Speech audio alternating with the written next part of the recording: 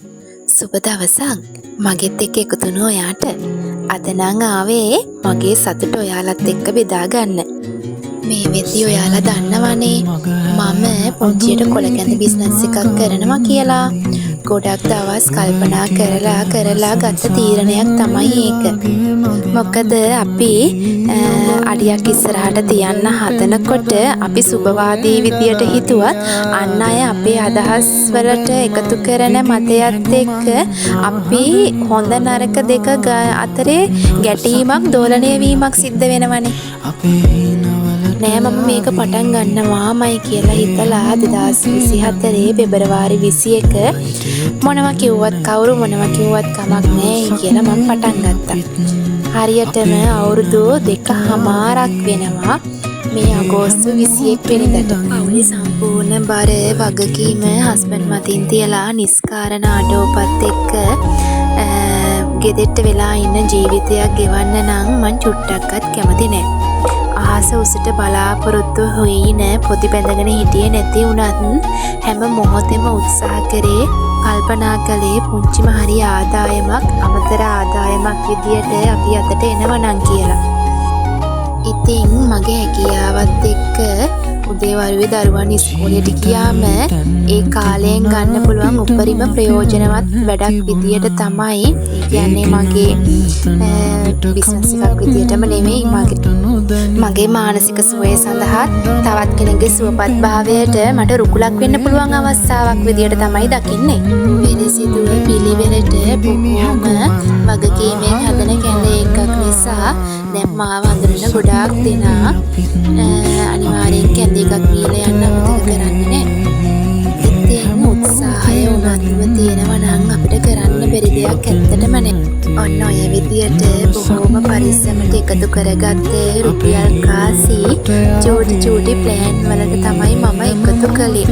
ඊට පස්සේ මනි චැලෙන්ජ් විදියට පොඩි බොක්ස් එකක් හදලා ඒකට සල්ලි එකතු කරලා දරුවන්ගේ සතුට වෙනුවෙන් පුංචි දේවල් කරලා එවනම තමයි ඉතින් මම මේ සල්ලි වියදම් කළේ.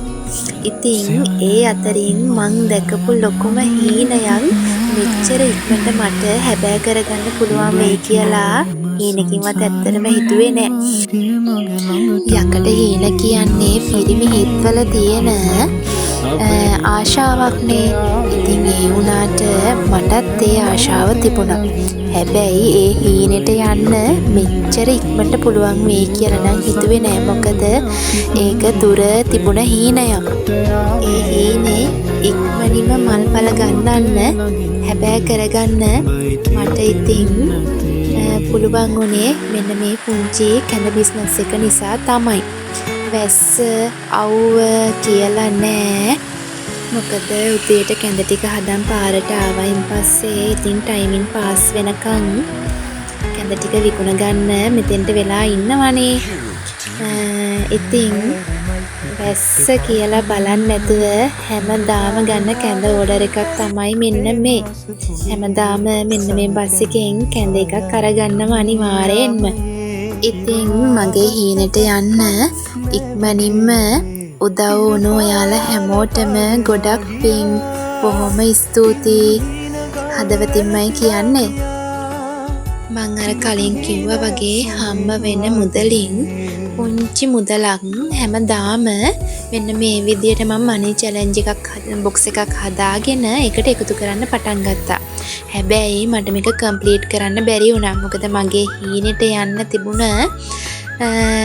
ටයිමින් එක තව කාලේ තිබුණනේ මං කලින් කිව්වේ. ඉතින් කාල තිබුණට ඒ හීනේ මල් ළඟට ඉක්මනටම ආවා. ඉතින් ආවහම මට වෙන කරන්න දෙයක් තිබුණේ සල්ලි හොයාගන්න. ඔන්න බොක්ස් එක ඕපන් කරලා ඔන්න ඒ විදියට ඒකේ තිබ්බ මුදලත් අරගන්න වුණා. මදි පාඩු වුණා. ඉතින් ඒකට හස්බන්ඩ් මට උදව් කළා. ඔන්න ඔය විදියට අගෝස්තු මාසේ 21 වෙනිදා ගෙදරටම එයා මාව හොයාගෙන ආවා.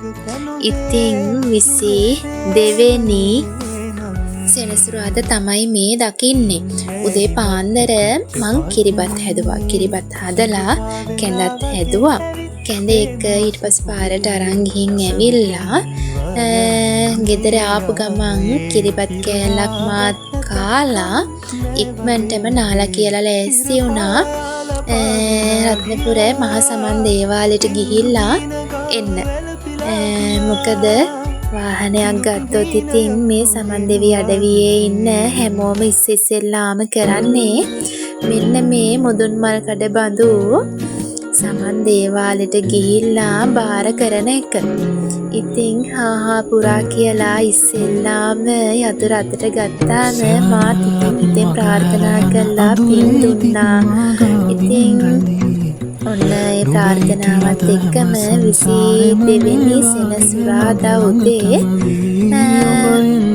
මං ගියා සමන් දේවාලයට යත් එක්ක. සෙනසුරාදා දවසක් නිසා ගොඩාක් සෙනග ඇවිල්ලා හිටියා. බලන්නකෝ ඉතින් අපේ නවලට ආවේ ජයවටියකුත් නැසි කරගෙන හාහා පුරා කියලා මාත් කියා මගේ ස්කූටිය වෙනුවෙන් බාරයක් වෙන්න. ඊට පස්සේ පූජාව එහෙම තියලා ඉවර වෙලා අපි ආයෙමත් ගෙදර එන්න පිටත් වුණා. ඔන්න ඔය විදියට කවුරු කොහොම කිව්වත් මගේ උත්සාහය කැපකිරීම් වලට හම්බුණු ලොකුම ජයග්‍රහණයක්. අදනිවාලනා දවසක් නේවි අපිත් අපේ නවලට හැමදාම මගෙත් එක්ක රැඳිලා ඉන්න. අදට ගිහින් එන්නම්. බුදු සරණයි.